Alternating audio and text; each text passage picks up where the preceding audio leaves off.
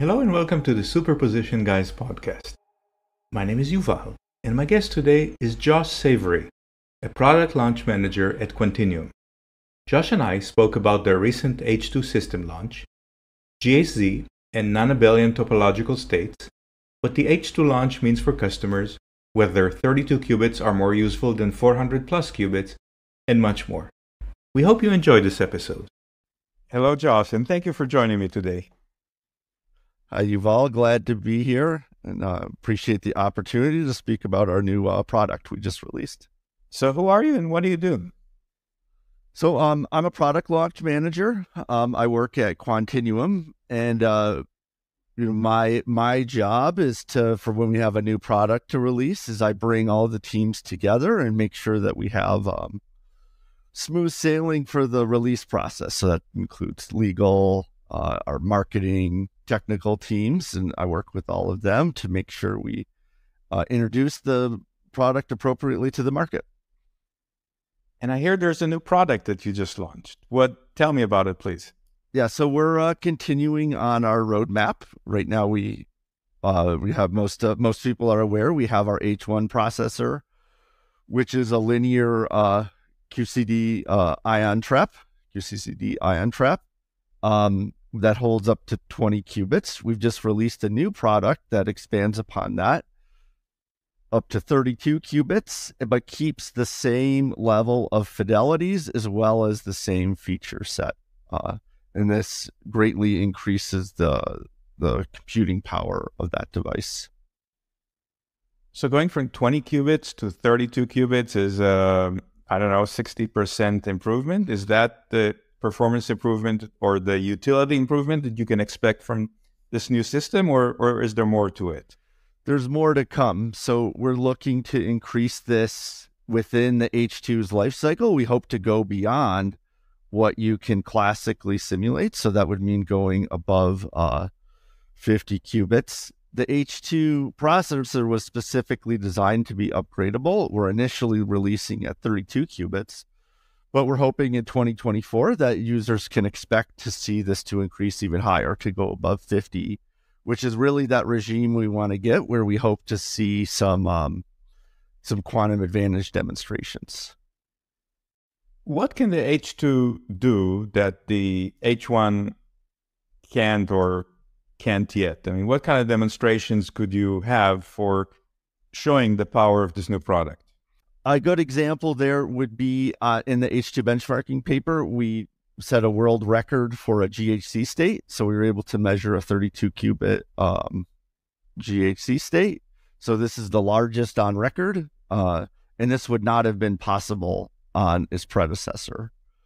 Another example is maybe some of you have already seen the creation of this non-abelian topological state. This, again, would not have been possible on, this is a separate paper, this would not have been possible on the H1 device because at minimum, it would have required 27 qubits to do that demonstration. So just the qubit number in and of itself unlocks exciting new possibilities on this device when you combine it with our best-in-class fidelities. Let's go back and clarify, what is GHZ? And why is it significant? GHZ state. So the GHZ state does not stand for gigahertz. This is the initials of the initial people who predicted this state. But what this is an fully entangled state of the up and down, and it goes across all 32 qubits. And what's nice is it shows that you have a functional quantum computer across all of those 32 qubits. And continuing this path, what is a non-abelian topological state? A non-abelian topological state. So this is really getting outside of my area of expertise, but this was really in the domain of Henrik Dreyer, who works in our Munich office, as well as in collaboration with collaborators from Harvard University and Caltech.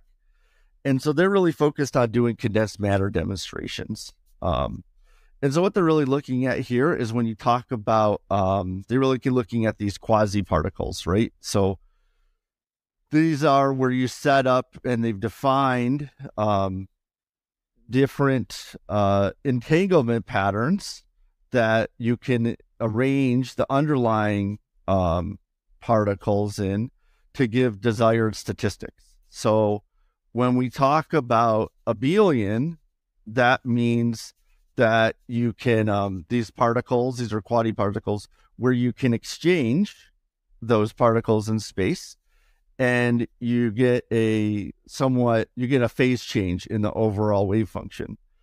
The importance of non-abelian is that when you do this exchange of these quasi-particles, you actually gain information in the system. There's been a lot of work on how non-abelian states could be used to realize more robust fault-tolerant quantum computers. So this demonstration is really important because it sets us up to explore non-abelian statistics, but it also sets us up to look at the path forward for how could these be used to realize a fault-tolerant quantum computer, which we believe is really exciting and unlocks a new set of experiments that you could do on our devices. When you say you launch the H2, what does that mean for a customer? So if I'm a financial services customer, could I now submit jobs on the H2? Or is the time to submit jobs, several months into the future? Yes, and we already have. So one of our demonstrations was JP Morgan, who's one of our customers. They did a soft launch project. That paper is on archive. And they were looking at another method to improve portfolio optimization. Some vendors report many more qubits, 120 something qubits or more than 400 qubits. How does that compare? Is it really just the qubit number? I mean, if I were an end customer, how would I assess which vendor is the best for me? So at Quantinuum, we really focus on quality of qubits. And when we deliver a product, our focus is really on providing the highest quality and most usable set of qubits that we can provide. And that's why we really focus on this quantum volume metric. This is in another one of our papers that was done by our theory team, along with all of the technical teams at Quantinuum. We released with this device, we're hitting a quantum volume. No other device has been able to demonstrate something like that. Do these results, do they happen with a specific tailwind? I mean, is it sort of once in the blue moon that you get these good results of the machine, or do you feel that they would be consistent? If I ran this experiment several times, I would get pretty much the same results. These are consistent results. So in our benchmarking paper, we've released, like I said, we did 14 different optimization problems where we're looking at, single qubit gate fidelities, 2 qubit gate fidelities, our memory error. And so not only do we put that on archive, but we've also released all the data behind that. So that's on GitHub. Users are free to download that, as well as any potential customer can go and look at that data.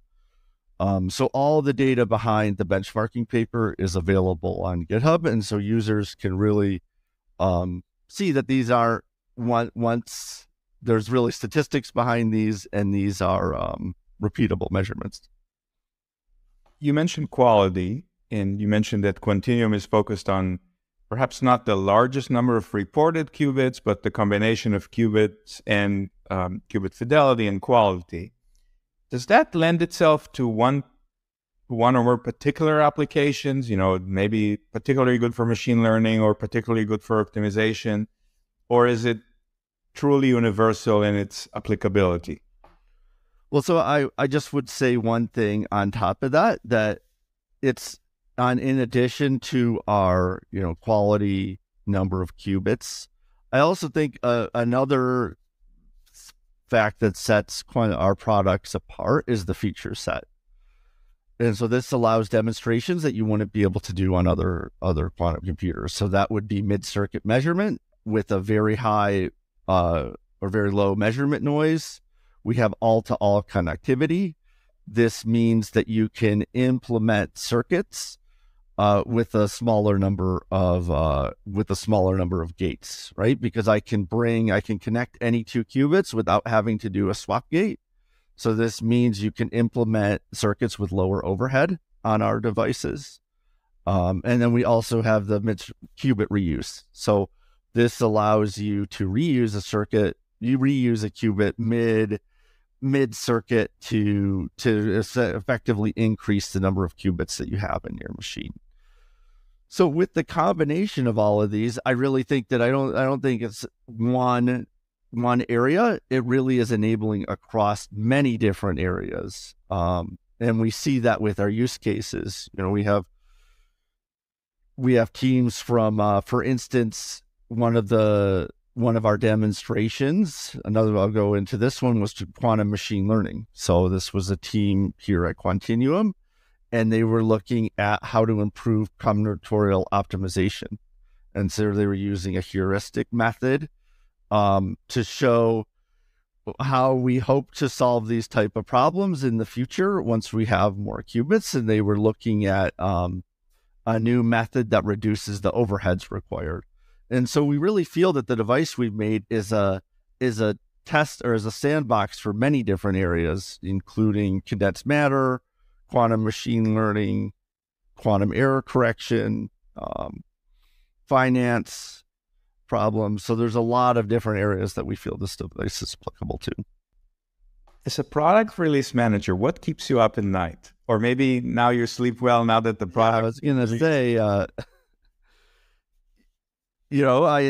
I think it actually has been a very enjoyable process at Quantinuum. So there has been, to be honest with you, little that really worried me. We have a great team, and that doesn't just extend to the hardware side of things. You know, the technical teams were great, but also that we're an integrated company. So we have a lot of support on the software side as well, and applications, middleware.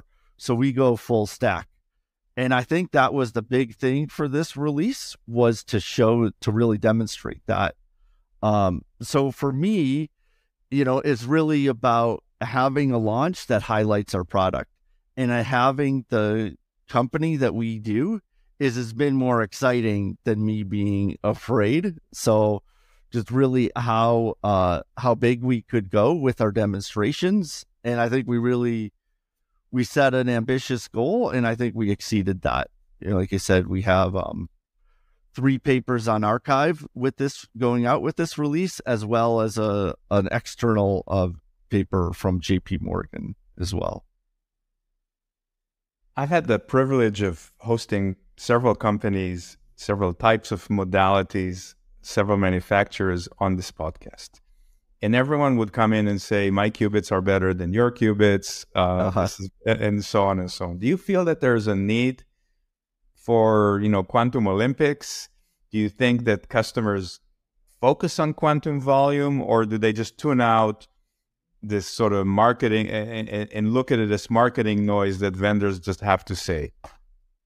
I think that you have, for different customers, you go with different arguments. And that's really what we were trying to showcase here is, in our benchmarking paper, if that's what you're interested in, the Quantum Olympics, that's what we did, is we went through, we really kicked the tires on the H2, and this will allow anybody to compare to our device. So all the numbers are there.